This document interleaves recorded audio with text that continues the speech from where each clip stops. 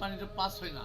এই যে পাস হইতে অনেক সময় লাগে, দীর্ঘক্ষণ এখানে পানিবন্দী হয়ে থাকে, যাতায়াত কষ্ট হয় অনেক, চলাচল হইতেই পারে না, ব্যবসা বাণিজ্য প্রায় হয়ে যায়, আটকে যায়, মানুষজন চলতে পারে না, আসতে পারে না।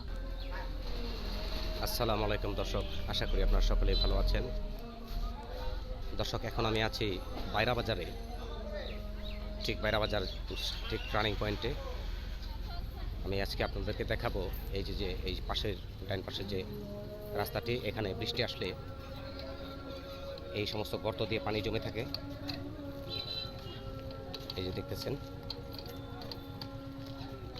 এখান থেকে সামনে ভেঙে গেছে, আর এই যে নিচ দিয়ে দেখতেছেন গর্ত হয়ে গেছে। বৃষ্টি আসলে এখানে পানি জমে। তো আমাদের পুরো বাইরা ইউনিয়নে এরকম রাস্তার পরিস্থিতি খুবই ভয়াবহ হয়ে গেছে।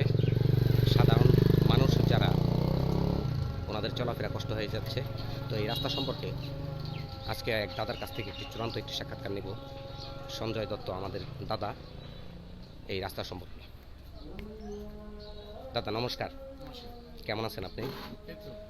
তো দাদা, এই রাস্তা সম্পর্কে আমাদেরকে কিছু বলুন। কতদিন ধরে এই রাস্তাটি এরকম?